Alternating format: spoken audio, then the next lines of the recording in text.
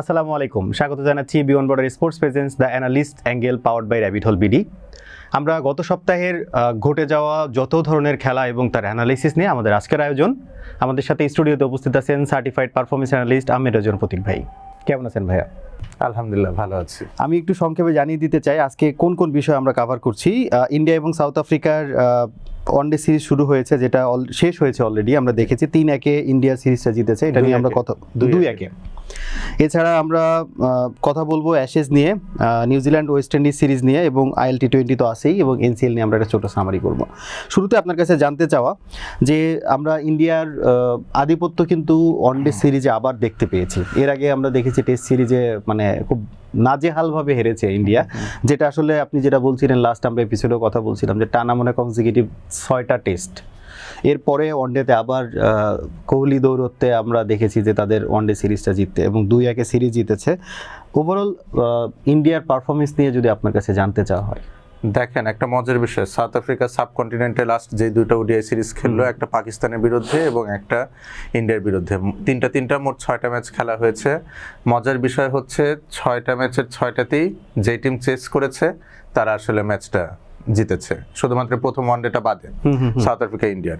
তো চেসিং এখানে কিন্তু আসলে খুব মানে ভাইটাল একটা রোল প্লে করেছে। যেই টিম চেস করেছে তাদের জন্য ম্যাচটা বের করে আনা ইজিয়ার হয়েছে, এবং লাস্ট ওডিআইতে টসটা খুবই ইম্পর্ট্যান্ট একটা রোল প্লে করেছে। ইন্ডিয়ার কিন্তু একটা রেকর্ড হয়েছে যে তারা অ্যাপ্রক্সিমেটলি ওদের টানা 20টা বা 21টা ম্যাচ টস হেরেছে, লাস্টে এসে জিতেছে। হ্যাঁ, তো এটা খুবই ক্রুশাল ছিল। The moment India won the toss, ওই মুহূর্তে থেকে কিন্তু তারা ম্যাচের জন্য ফেভারিটস হয়ে গিয়েছে। এবং সাউথ আফ্রিকার ক্ষেত্রে একটা দুঃখের বিষয় ছিল যে টনি ডিজর্জি এবং নান্দ্রে বার্গার দুইজন প্লেয়ার লাস্ট ম্যাচ থেকে ইনজুর্ড হয়, তারা কিন্তু সিরিজ ডিসাইডিং ম্যাচটা খেলতে পারেনি। তো টনি ডিজর্জি কিন্তু আপনার মিডল অর্ডারে বেশ কার্যকরী একজন, একটা ভালো একটা কানেক্টিং ব্রিজের মতো ছিল। কারণ আপনি সাউথ আফ্রিকার এই ব্যাটিং লাইনআপটা দেখবেন, কিছু খুবই আক্রমণাত্মক ব্যাটার রয়েছেন মিডল অর্ডারসে, আবার লোয়ার ডাউন দি অর্ডার আপনার মার্ক ইয়ানসেন এবং বশ, তারাও লং হ্যান্ডেলে ব্যাট করতে পারে। আবার ওপরের দিকে ডেওয়াল ব্রিভিস রয়েছেন। তো এই দুই জাতীয় ব্যাটসম্যানদের মধ্যে কানেক্টিং লিঙ্ক হিসেবে টনি ডিজর্জি কিন্তু খুবই ভালো একজন ব্যাটার হতে পারতেন, এবং উনি কিন্তু সেকেন্ড ওডিআইতেও তার স্বাক্ষর রেখেছেন। তো আসলে এই জায়গাটা ইন্ডিয়াকে একটা এজ দিয়েছে বলতে পারি। আমি সুনীল গাভাস্কারের একটা কোট আপনার কাছে জানতে চাইবো, তার আগে একটু জানতে চাই KL রাহুলের ক্যাপ্টেন্সি নিয়ে আপনার কাছে কেমন মনে হয়েছে? কারণ রেগুলার ক্যাপ্টেন শুভমান গিল এই ওয়ানডে সিরিজে নেই, সেক্ষেত্রে মানে ভাইস ক্যাপ্টেন হিসেবে তাকে ক্যাপ্টেন্সি দেওয়া হয়েছে। খুব খারাপ না। সেকেন্ড ওডিআইতে কিছু জায়গায় হয়তো আরও ভালো ডিসিশন উনি মেক করতে পারতেন। এছাড়া ওকে, মানে কিছু ক্ষেত্রে থাকে না, কমেন্ট যদি বলো okay, neither too good not too bad, but ভালো মোটামুটি। ওকে, আমরা সুনীল গাভাস্কার একটা কোট দেখছিলাম যে ভাসিত রানা এবং প্রসিদ্ধ কৃষ্ণ যদি দলে থাকেন 500 রানও কোনো দলের জন্য সেফ না। এটা আসলে উনি কি দুইজনের পারফরমেন্স কিংবা দুইজনের বোলিংয়ের এই জায়গাগুলো নিয়ে কথা বলার জন্য বলেছেন? দেখেন, সাউথ আফ্রিকা যে টোটালটা চেস ডাউন করলো ইন্ডিয়ার বিরুদ্ধে সেকেন্ড ওডিআইতে, এটা আসলে খুবই আনলাইকলি ছিল যে এত বড় টোটাল একটা টিম টপকাবে। এবং সাউথ আফ্রিকার বর্তমান যে ওডিআই ব্যাটিং লাইন আপ, এখানে কিন্তু কিছু অভিজ্ঞতারও ঘাটতি রয়েছে। আপনার হেনরি ক্লাসেন, ডেভিড মিলার এরকম ব্যাটাররা কিন্তু আর ওডিআই সেট আপে নেই। তো সেই জায়গায় মোটামুটি একটা অনভিজ্ঞ মিডল অর্ডার আমরা বলতে পারি। সেই মিডল অর্ডার নিয়ে এত বড় একটা রান তাড়া করা, এটা হয়তো ইন্ডিয়ান টিম ম্যানেজমেন্ট বলি বা তাদের সমর্থক গোষ্ঠী বলে এটা নিতে পারেনি। এবং সত্যি কথা বলতে গেলে হার্ষিত রানার পারফরমেন্সে কিন্তু আমিও খুব একটা সন্তুষ্ট নই। ওনার বোলিংয়ে ভ্যারিয়েশন আমার কাছে খুবই কম মনে হচ্ছে। খুবই স্লোয়ার বল ডিপেন্ডেন্ট বোলার উনি, স্লোয়ার ডেলিভারিটাই তার বেসিক ভ্যারিয়েশন। এবং যেই জায়গাটা কথা হচ্ছে যে মোহাম্মদ সিরাজের জায়গায় তো আসলে হার্ষিত রানা নিয়মিত খেলছেন। মোহাম্মদ সিরাজের কোনো ইনজুরি ইস্যু রয়েছে কিনা সেটা আমার জানা নেই, বাট ইফ মোহাম্মদ সিরাজ আর আমি অ্যাভেলেবেল থাকে সেক্ষেত্রে হার্ষিত রানাকে ইনক্লুড করার কোনো মানে নেই। এখন আমি একটু টেকনিক্যাল অ্যাসপেক্ট থেকে বলি যে ভাই মোহাম্মদ সিরাজ উনি এত ইফেক্টিভ, হার্ষিত রানা কেন হতে পারছেন না? মোহাম্মদ সিরাজ কিন্তু রিসেন্টলি একটা ডেলিভারি ডেভেলপ করেছে, যেটা আমরা যে ওয়াবেল সিম ডেলিভারি বলে থাকি। তো এই ধরনের ডেলিভারিগুলোতে হয় কি যে ব্যাটসম্যান বলের মুভমেন্টটা প্রেডিক্ট করতে কিছুটা স্ট্রাগল করে, এবং অনেক সময় বোলার বোলার কিন্তু আসলে নিজেও জানে না যে বলটা পিচ করার পরে কোন দিকে মুভ করবে। কিন্তু আপনি যদি হার্ষিত রানার বোলিং দেখেন, উনি আপরাইট সিমে বল করেন এবং ইনিশিয়ালি নতুন বলের সুইংটা কোন দিকে হবে এটা ব্যাটসম্যান খুব ইজিলি প্রেডিক্ট করতে পারছে। সেই জন্য প্রথম ওডিআই বাদে আপনি দেখবেন না যে হার্ষিত রানা পরের দুটো ওডিআইতে কিন্তু নতুন বলে ব্রেক থ্রু দিতে পারেনি। তো একজন ওপেনিং বোলার যখন বল করবেন তখন কিন্তু নতুন বলে ব্রেক থ্রু দেওয়াটা খুবই কাম্য, সেটা আসলে হার্ষিত রানার কাছ থেকে পাওয়া যাচ্ছে না। ট্যাকটিক্যাল অ্যাসপেক্টে এই জায়গাটা ডিফারেন্স রয়েছে সিরাজের সাথে। আর প্রাসিদ কৃষ্ণার কথা বলে থাকলে উনি আইপিএলে নিয়মিত পারফর্মার, গুজরাট টাইটানের বোলিং লাইনআপে one of the spearheads হচ্ছে প্রাসিদ কৃষ্ণ, এবং আশিস নেহরা কিন্তু ওনার উপর খুব আস্থা রাখেন আইপিএলে যদি বলে থাকি। উনি দ্বিতীয় ওডিআইতে অনেক খরচে ছিলেন, 8 ওভার 2 ওভার বোলিং করে অ্যারাউন্ড 85 রানস কনসিড করেছেন এবং সাউথ আফ্রিকার এই টোটাল চেস ডাউন করার পেছনে এটা একটা বড় অবদান ছিল। প্রাসিদ কৃষ্ণের তরফ থেকে যদি আমরা একটি ইকোনমিক বোলার পেতাম বা ইন্ডিয়া যদি একটা ইকোনমিক স্পেল পেত, সেক্ষেত্রে কিন্তু সাউথ আফ্রিকা তো ম্যাচটা ক্লোজ ডাউন করতে পারতো না। তো এই জায়গা থেকে সুনীল গাভাস্কারের মন্তব্যটা খুব একটা মানে অযৌক্তিক কিন্তু না।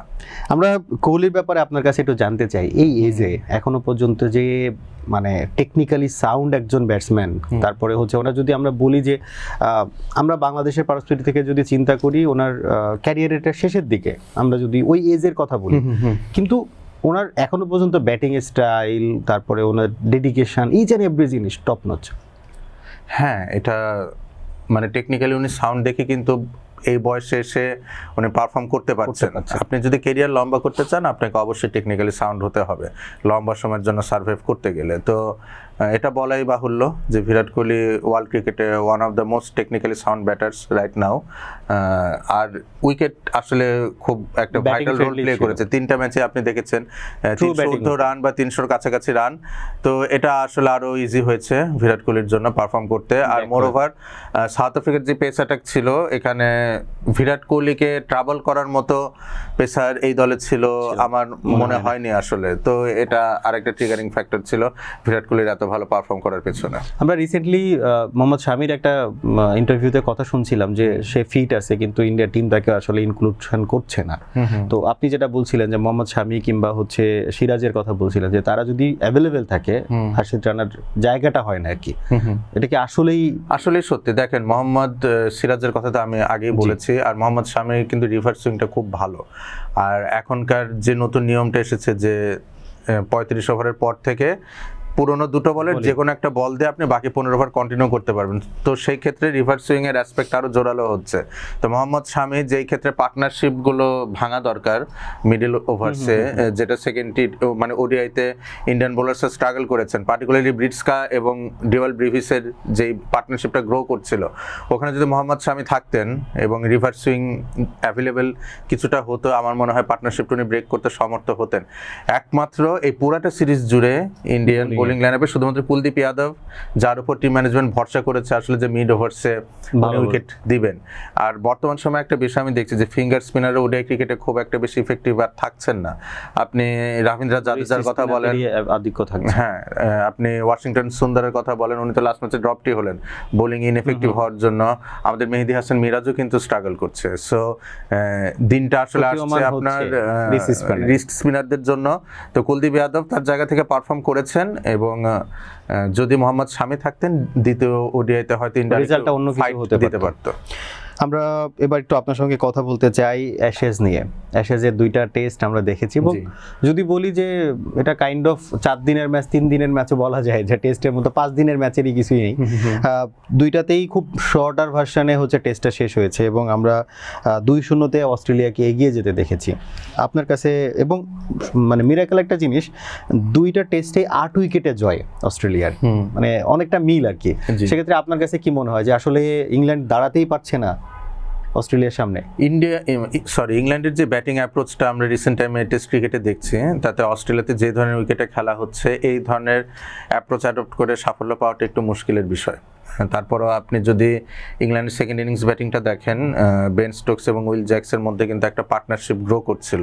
এই পার্টনারশিপটা যদি আর মানে 50 রান বাড়তি করে দিতে পারতো, সেক্ষেত্রে অস্ট্রেলিয়াকে কিছুটা হলে টাফ টাইম ইংল্যান্ড দিতে পারতো, দেওয়া যেতে পারতো। হ্যাঁ। কিন্তু এই জায়গায় একটা ইমপ্রেসিভ বিষয়, আমরা ধরেন যখন বেশ কিছুদিন আগে ফেরত যাই, চামিন্দা ভাসের স্পেলের কথা আমাদের মনে আছে, আমাদের সৈয়দ রাসেল, ছোটখাটো মানে সুইং এর উপর নির্ভর করে যারা বোলিং করে থাকেন, উইকেট কিপার সামনে এসে কিপিং করার কিন্তু একটা টেন্ডেন্সি আমরা সেই সময় দেখতাম। কুমার সাঙ্গাকারা অসংখ্য ডিসমিসাল রয়েছে চামিন্দা ভাসের ডেলিভারিতে, উনি শর্ট কিপিং করা বা উইকেটের একদম কাছে এসে কিপিং করে এই সাফল্যটা আনতে পেরেছেন। এবং এই টেস্টে কিন্তু আমরা দেখেছি যে অ্যালেক্স কেয়ারি কিন্তু উইকেটের সামনে এসে কিপিং করেছেন।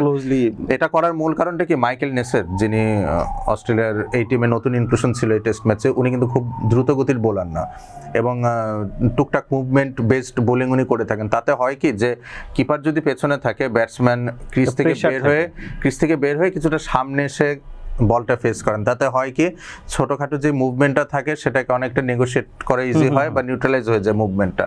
তা উইকেট কিপার যখন আপনার সামনে চলে আসবে তখন ব্যাটসম্যান কিন্তু বাধ্য থাকেন যে ক্রিজে থেকে খেলতে, সেক্ষেত্রে বোলার তার মুভমেন্টটা সম্পূর্ণরূপে কাজে লাগাতে পারেন এবং নিক হওয়ার খুব একটা সম্ভাবনা থাকে। বা ব্যাটসম্যান যদি বড় শটও খেলতে চান, পুরাটা সুইং বা মুভমেন্টের এগেইনস্টে খেলতে হবে। এটা আমি একটু পুরানো একটা রেফারেন্সের কথা বলি বীরেন্দর সেহবাগকে সৈয়দ রাসেল একটা ওডিআইতে ডিসমিসড করেছিলেন, পরপর 3টা বলে 3টা 4 মারার পরে উইকেট কিপার আসলে সামনে চলে আসেন, মুশফিকুর রহিম সামনে চলে আসেন। উনি ওই ওভারের শুরু থেকেই ছিলেন সামনে, কিন্তু আলটিমেটলি আসলে বীরেন্দর সেহবাগকে কিন্তু ডিসমিস করা হয় বা সমর্থ হন, কারণ পুরোটা সুইং এর এগেইনস্টে তাকে নেগোশিয়েট করতে হয়েছে। তো উইল জ্যাক্সের যে ডিসমিসালটা আসলে খেলার মোড় ঘুরিয়ে দিয়েছে, সেখানে কিন্তু আমরা একই মানে পদ্ধতি অবলম্বন করতে দেখেছি। অ্যালেক্স কেরি উইকেটের সামনে ছিলেন, বল মুভ করছিল, এবং যেহেতু এটা টেস্ট ম্যাচ, সেভাগে একটা ওডিআই ম্যাচ ছিল, সেহেতু ওখানে আক্রমণাত্মক শট খেলেছিলেন উনি, কিন্তু being a test match Will Jacks defend করার চেষ্টা করেছেন, বলটার মুভমেন্ট ছিল এবং স্টিভ স্মিথ একটা দুর্দান্ত ক্যাচ নেন।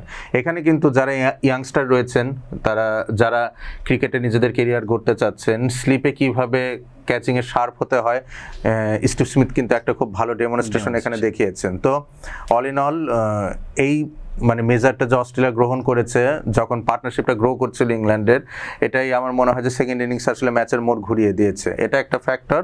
আরেকটা ফ্যাক্টর আমি একটু বলতে চাই যে ইংল্যান্ডের যদি আপনি ফাস্ট বোলিং অ্যাটাকটা দেখেন, এটা খুব বেশি গতি নির্ভর, এবং আপনি যদি গাস হাটকিনসনের কথা বলেন, ব্রাইডন কার্সের কথা বলেন, জফরা আর্চারের কথা বলেন, তারা খুবই গতির উপর নির্ভর করে বল করেছেন এবং অনেকটা short of the length bowling করে ব্যাটারদের ট্রাবল দেওয়ার চেষ্টা করেছেন পুরোটা টেস্ট ম্যাচ জুড়ে। হোয়ারাজ অস্ট্রেলিয়ার আপনি ডগেটের কথা বলেন, নেসারের কথা বলেন, তারা কিন্তু মুভমেন্টের উপর আস্থা রেখেছে। আবার পক্ষান্তরে মিচেল স্টার্ক রয়েছেন, যিনি একটু দ্রুত গতিতে বল করে থাকেন। সো অস্ট্রেলিয়ার বোলিং অ্যাটাকে ভ্যারিয়েশনটা একটু বেশি মনে হচ্ছে, হোয়ারাজ ইংল্যান্ডের অ্যাটাকটা কোয়ালিটি অ্যাটাক, বাট এখানে ভ্যারিয়েশন আমার মনে হয় কিছুটা কমতি রয়েছে। আপনার কাছে সাজেশন মানে কি মনে হচ্ছে যে আসলে এই জিনিসগুলোতে ইমপ্রুভ করলে হয়তো থার্ড টেস্টে তারা ব্যাক করতে পারে? ওভারনাইট ইমপ্রুভ করা মুশকিল।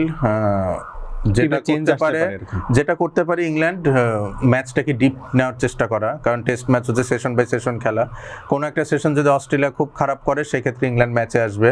তো আমার মনে হয় এই পদ্ধতিগুলো সামনের টেস্ট ম্যাচ থেকে তারা অবলম্বন করতে পারে, যে ম্যাচটাকে যত বেশি লম্বা করা যায়, 4th ডে বা 5th ডে শেষ পর্যন্ত যদি নেওয়া যায়, সেক্ষেত্রে ফলাফল যে কোনো একটা কিছু আসতে পারে। বাট স্কোয়াডের যেই সেট আপ বা যে প্যারামিটারগুলো রয়েছে, এটাতে আপনি ওভারনাইট পরিবর্তন করতে পারবেন না। সেই অনুসারে 5টা টেস্ট ম্যাচের জন্য অস্ট্রেলিয়া কিন্তু ফার্ম ফেভারিটস থাকবে। আমরা অ্যাশেজের পরে আবারও একটা টেস্ট সিরিজ নিয়ে কথা বলতে যাচ্ছি। ফার্স্ট টেস্ট শেষ হয়েছে ওয়েস্ট ইন্ডিজ এবং নিউজিল্যান্ডের, এবং কেমার রোজ, জাস্টিন গ্রেভস। আপনার পুরো টেস্টের আগে এনাদের দুইজন সম্পর্কে জানতে চাই। আপনি কি আশা করেছিলেন যে এই দুইজন এরকম ব্যাটিং করবে? না, এটা একদম আশা করিনি, বা কোনো ক্রিকেট বোদ্ধাই হয়তো আশা করবেন না যে 5th ডেতে আপনার টেইল এন্ডার একজন ব্যাটার আর লোয়ার মিডল অর্ডার একজন ব্যাটার, তারা দুজন মিলে 70 ওভারের মতো ব্যাটিং করে ম্যাচটা সেভ করবে। কিন্তু নিউজিল্যান্ডে এরকম ইনিংস কিন্তু আমরা অতীতে দেখেছি। 4th ইনিংস ব্যাটিংয়ে বলি বা ফার্স্ট ইনিংসে বলি, একটা হচ্ছে সাকিব আল হাসান মুশফিকুর রহিমের একটা অনবদ্য জুটি ছিল, এবং সাকিব আল হাসানের দেশের বাইরে একমাত্র ডাবল সেঞ্চুরি, যেটা মুশফিকুর রহিমও ওখানে বেশ বড় একটা ইনিংস খেলেন। ব্রেন্ডন ম্যাককালামের 300 ঊর্ধ্ব একটা ইনিংস রয়েছে ইন্ডিয়ার বিরুদ্ধে নিউজিল্যান্ডের মাটিতে 4th ইনিংসে। আর এই যে এইটা জাস্টিন গ্রিভস এবং কেমার রোচের পার্টনারশিপের কথাটা, তো জাস্টিন গ্রিভসের কথা আমি কেন বলছি, যে উনি যখন ইন্টারন্যাশনাল সার্কিটে নতুন আসলেন, ওনার পোটেনশিয়াল নিয়ে কিন্তু আমরা অনেক প্রেস করছিলাম, যে একজন true pace bowling allrounder West Indies হয়তো পেয়েছে, এবং তার স্বাক্ষর উনি রাখলেন। এবং আফসোস, আমার ইনিংসটা দেখে হয়েছে যে আমাদের দলে এখনো পর্যন্ত ট্রু ফাস্ট বোলিং অলরাউন্ডার আমরা পেলাম না। সত্যি কথা বলতে গেলে এই বাংলাদেশের ক্রিকেট ইতিহাসের শুরু থেকে অ্যাপার্ট ফ্রম সাকিব আল হাসান আমরা কোনো ট্রু অলরাউন্ডারই পাইনি, সত্যি কথা বলতে গেলে। এবং অলরাউন্ডাররা যে আসলে কত গুরুত্বপূর্ণ সেটার প্রমাণ কিন্তু ওয়েস্ট ইন্ডিজ আসলে রাখতে সমর্থ হলো টেস্ট ম্যাচটা ড্র করার মাধ্যমে। আপনি যদি জাস্টিন গিবসের ব্যাটিং দেখে থাকেন, লেগ সাইডে ফ্লিক শট একদম টপ অর্ডার ব্যাটারদের মতো নিখুঁত করে উনি খেলেছেন। আপনি স্পিনারদের এগেনস্টে দেখবেন যে খুব দ্রুত ওয়েট ট্রান্সফার করা, লেন্থটা ইনিশিয়ালি যদি পিক করতে না পারে সেই ক্ষেত্রে নিজেকে দ্রুত অ্যাডজাস্ট করতে পারে যে অ্যাবিলিটি, সেটা কিন্তু জাস্টিন গিবসের মাধ্যমে আমরা এখানে দেখতে পেয়েছি। আরেকটা বিষয় এটা বলতে হবে আমার যে কিউই বোলারদের আমার 5th ডেতে কিছুটা টায়ার্ড মনে হয়েছে। আপনি ফক্সের কথা বলেন, আপনি জ্যাকব ডাফির কথা বলেন, তাদের বোলিংয়ের গতি পুরনো বলে অ্যারাউন্ড 120 to 125 kph ছিল। তো এই ধরনের বোলিংয়ের ক্ষেত্রে আপনার যদি মোটামুটি ডিসেন্ট একটা টেকনিক থাকে আর উইকেটে যদি খুব বেশি সাহায্য না থাকে, সেক্ষেত্রে কিন্তু সার্ভাইভ করা কিছুটা ইজিয়ার। তো এই বিষয়টা কিন্তু আপনাকে মাথায় রাখতে হবে যে নিউজিল্যান্ডের যে বোলিং অ্যাটাকটা ছিল সেটা কিন্তু আমার কাছে খুব বেশি টপ নচ মনে হয়নি। এই বোলাররা যদি একটু দ্রুত গতির হতেন, যদি 135 থেকে 140 এই গতিতে বল করতে পারতেন, জাস্টিন গিবসের পুল শটগুলো নেগোশিয়েট করার ক্ষেত্রে আমার মনে হয়েছে যে তারা তাকে বিপদে ফেলতে পারতেন। আমি একটু অ্যাশেজের রেফারেন্সটা একটু আসছি। জফরা আর্চারের ডেলিভারিগুলো বা ব্রাইডন কার্সের ডেলিভারিগুলো অ্যারাউন্ড 140 to 150 kph ছিল। সেই ক্ষেত্রে স্টিভ স্মিথের মতো ওয়ার্ল্ড ক্লাস ব্যাটার উনি কিন্তু পুল বা হুক শট নেগোশিয়েট করার ক্ষেত্রে ওনার ফ্রন্ট ফুটের পজিশনটা ঠিক রাখতে পারেননি। পুল শট বা হুক শট খেলার ক্ষেত্রে সবচেয়ে আদর্শ বিষয় হয় যদি আপনার ফ্রন্ট ফুটটা একদম আম্পায়ার বরাবর সোজা থাকে, সেই ক্ষেত্রে শটটা খেলা অনেক ইজিয়ার হয়। আপনি দেখবেন যে স্টিভ স্মিথ সেই প্রয়োজনীয় টাইমটাই বের করতে পারেনি। ফলশ্রুতিতে উইল জ্যাক্স কিন্তু তার একটা দুর্দান্ত ক্যাচ ধরে তাকে সাজঘরে ফেরাতে সমর্থ হন। তো জাস্টিন গিবসও কিন্তু একই শট খেলতে পেরেছেন খুবই নিখুঁতভাবে, তার ফিট পজিশন ঠিক রেখে, অনলি বিকজ অফ বলের পেসটা কম ছিল উনি নিজেকে অ্যাডজাস্ট করার জন্য এই অ্যাডিশনাল টাইমটা পেয়েছে। তো আমার মনে হয় নিউজিল্যান্ডের বোলারদের ফাস্ট বোলারদের গতি যদি আরেকটু বেশি থাকতো, আমার মনে হয় জাস্টিন গিবসকে আরেকটু টাফ টাইম তারা দিতে সমর্থ হতো। আমি একটু দুজনের ব্যাটিং সম্পর্কে একটু কথা বলি। সেটা হচ্ছে যে গ্রেভস এবং কেমার রোচের কথা যদি বলি, কেমার রোচেরটা একটু মেনশন করতে চাই। 253 বল খেলে মাত্র 58 রান করেছে এবং ওনাদের দুজনের পার্টনারশিপ 410 বলে মাত্র 180 রান। এবং আপনি যেটা বলছিলেন যে অলমোস্ট 70 ওভার প্লাস একটা ব্যাটিং আমরা যদি দুইজনের মধ্যে থেকে। এছাড়া আরেকটা পার্টনারশিপের কথা যদি বলি, 384 বলে 196 রান, যেটা গ্রেভস এবং সেই হোপের মধ্যে। মানে ট্রুলি যদি বলি যে আমি টেস্ট সিরিজের লোয়ার অর্ডার ব্যাটিং দেখি, কারণ কি ওই সময় প্রচুর স্ট্রোক খেলা হয় এবং থাকে না যে কি হচ্ছে প্রতিটা বলেই না এটা এক্সাইটমেন্ট থাকে। সো এটা সেই বাংলাদেশের টেস্ট থেকে বলেন, অন্যদের টেস্ট বলেন, যে কোনো কান্ট্রি টেস্ট, আমি টেস্টের লোয়ার অর্ডার ব্যাটিংটা দেখি। এবং ওই সময় থাকে না যে যত ভালো বোলার হোক না কেন, ওনার আসলে কোনো কারিশমা দেখানোর কিছুই থাকে না। আপনার কাছে যদি বলি ওভারঅল টেস্ট সিরিজ নিয়ে, আপনার কাছে ওয়েস্ট ইন্ডিজের কি পুরনো কিছু ওই আগের ওয়েস্ট ইন্ডিজের কিছু ঝলক কি আপনি আজকে দেখতে পেয়েছেন কিনা? না, তা দেখতে পারিনি, কারণ ওয়েস্ট ইন্ডিজের যদি আমরা পুরনো স্কোয়াডের কথা বলে থাকি, তাদের ফাস্ট বোলিং অ্যাটাকটা দুর্ধর্ষ ছিল। ওয়েস্ট ইন্ডিজের ফাস্ট বোলিং অ্যাটাকের সেই ঝলকটা কিন্তু আমরা এখন দেখতে পারি না। কেমার রোচেরও বয়স হয়েছে, আগের সেই গতিটা কিন্তু নেই তার বোলিং। একমাত্র জেইডেন সিলস যদি আমরা বলে থাকি যে দ্রুত গতিতে বল করতে সক্ষম ছিলেন এই স্কোয়াডে। So bowling point of view থেকে না, ওয়েস্ট ইন্ডিজের আগের সেই ঝলক দেখা যায়নি। ব্যাটিংয়ের ক্ষেত্রে আমার ততক্ষণই মনে হচ্ছিল যে যতক্ষণ সেই হোপ উইকেটে ছিলেন along with Justin Gibbs, West ইন্ডিজের একটা ক্ষীণ আশা রয়েছে ম্যাচটা বাঁচানোর। কিন্তু দ্য মোমেন্ট সেই হোপ গট ডিসমিসড, তারপর কিন্তু আমি আসলে বিলিভ করিনি যে এত দূর ম্যাচ যাবে। একটা উইকেট পড়ে যাওয়ার পরে আমার একজন ক্লোজ ফ্রেন্ড, আমি তখন ড্রাইভ করে একটা জায়গায় যাচ্ছিলাম, হঠাৎ তো মেসেঞ্জারে টেক্সট পাঠায় যে ওয়েস্ট ইন্ডিজ কি খেলছে, তুমি কি দেখেছো? তখন কিন্তু খেলা চলছে। তা আমি তখন স্কোর কার্ডটা দেখে খুবই অবাক হই যে আসলে এত লম্বা পার্টনারশিপ, এটা মানে ওয়ান্স ইন আ হোয়াইল হয়, খুব নিয়মিত ঘটনা না, বাট যেটা আসলে ওয়েস্ট ইন্ডিজ করতে সমর্থ হয়েছে তার জন্য তাদেরকে আমরা সাধুবাদ জানাতেই পারি। এটা কি এমনভাবে আমরা বলতে পারি যে আপনি যেটার কথা বলছিলেন যে 5th ডেতে কিংবা 4th ইনিংসে আমরা নিউজিল্যান্ডের মাঠে অনেক কিছু দেখেছি এই টাইপের ইনিংস, দ্যাট মিনস কি আমরা ওয়েস্ট ইন্ডিজের পিচগুলোর কথা যদি বলি যে ফার্স্টে 2-3 দিন এটা আসলে বোলিং কিংবা মোটামুটি বোলারদের সহায়ক উইকেট থাকে, এরপর আস্তে ধীরে এটা ব্যাটিং সহায়ক হয়ে থাকে। এটা এখন বিষয়টা কেমন দেখেন, আমাদের দেশে হয় কি যে প্রথম কয়েকদিন খেলার পরে উইকেটে ফাটল ধরে, সেই ক্ষেত্রে বলের প্রচুর টান Spinnerদের আসে, একটা ঠিক আছে, বা সহযোগিতা বলটা থেমে আসে। কিন্তু এই নিউজিল্যান্ডের উইকেটগুলোতে বা সাউথ আফ্রিকার উইকেটগুলোতে অনেক ক্ষেত্রে যেটা হয় যে প্রথম 1-2 দিন উইকেটে প্রচুর ঘাস থাকে, তো খেলা হতে হতে হয় কি ঘাসটা উঠে যায় আর ফাটলটা আসতে তো আর একটু সময় লাগে। তো সেই জন্য অনেক সময় ডে 4-5-এ যখন টোটাল গ্রাসটা রিমুভ হয়ে যায় সেই ক্ষেত্রে বাউন্সটা অনেক ইভেন হয় বা বল উইকেটে পরপর স্কিড করে না। ওই যে আমি কথাটা বলছিলাম যে ব্যাটসম্যান নিজেকে অ্যাডজাস্ট করার জন্য বাড়তি সময় যেটুকু পাচ্ছে, এটা মিলি সেকেন্ড হতে পারে, ন্যানো সেকেন্ড হতে পারে, এটুকু কিন্তু আসলে ম্যাটার করে যে বাড়তি সময়টুকু পাচ্ছেন উনি নিজের হেড ফিট পজিশন জায়গা মতো নেওয়ার ক্ষেত্রে। সেই জন্য কিন্তু আসলে অনেক সময় ব্যাটার সেট হয়ে গেলে তাকে ডিসমিসটা করা খুব মুশকিল হয়। এই জন্য আমার মনে হয় যে নিউজিল্যান্ডের এই উইকেটগুলোতে কিছু উইকেটগুলোতে যেখানে প্রথম 2 দিন প্রচুর ঘাস থাকে, আপনি দেখবেন প্রথম ইনিংসে নিউজিল্যান্ড এবং ওয়েস্ট ইন্ডিজ কেউই কিন্তু বড় সংগ্রহ করতে পারেনি, কিন্তু আপনি সেকেন্ড ইনিংসে দেখেন নিউজিল্যান্ডও বড় সংগ্রহ করেছে, ওয়েস্ট ইন্ডিজ তো টেস্ট ম্যাচ ড্র করলো। তো আমার মনে হয় ফ্যাক্টরটা এখানেই আসলে যে ঘাস প্রথমে প্রচুর ছিল, লাস্টের দিকে ঘাস একদমই নাই, ব্যাটসম্যানদের সহায়ক হয়েছে। প্রতীক ভাই, IL T20 যেটা আপনি এর আগের এপিসোডে কথা বলছিলেন যে এত স্টার ভরা একটা টুর্নামেন্ট যেখানে আসলে ওয়ার্ল্ডের সব ভালো ভালো ফ্র্যাঞ্চাইজিতে যারা ভালো ভালো প্লেয়ার খেলেন, T20-তে যারা এক্সপার্ট সব কিন্তু এই টুর্নামেন্টে খেলছে।